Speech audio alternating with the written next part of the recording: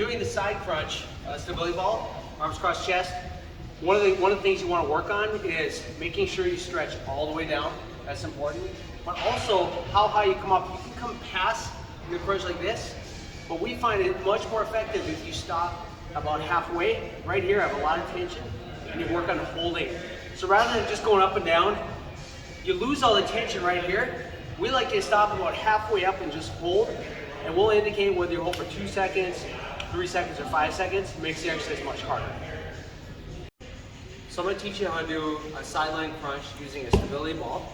In general, when you use stability balls, when you sit on these, you want your thigh at about 90 degrees. So my thigh is about parallel with the floor, so I'm kind of at a 90-degree angle. So this is a pretty good sized ball for me. In general, it's better to have a smaller ball than a bigger ball. And the reason for that is you either want to be in this position or slightly smaller because you'll get more range of motion out of it. If you use a ball that is too big, you'll get less range of motion. So the technique I teach you will be for all 3 variations. So the first thing you're going to do is you're going to walk your feet into the wall.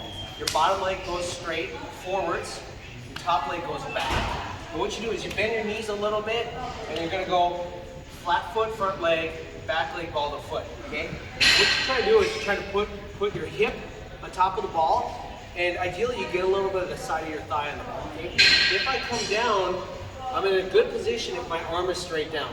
Okay? If the ball is too far from the wall, your arm is going to be at an angle, and you have a lot less range of motion when you do the exercise. So instead, use your elbow and your hand to prop the ball under your hip and your thigh. Okay?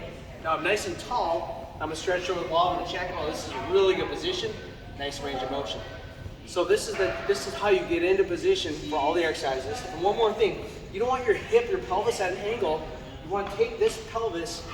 You want to stack this hip on top of this hip when you do the exercise. And that's how you do the exercise.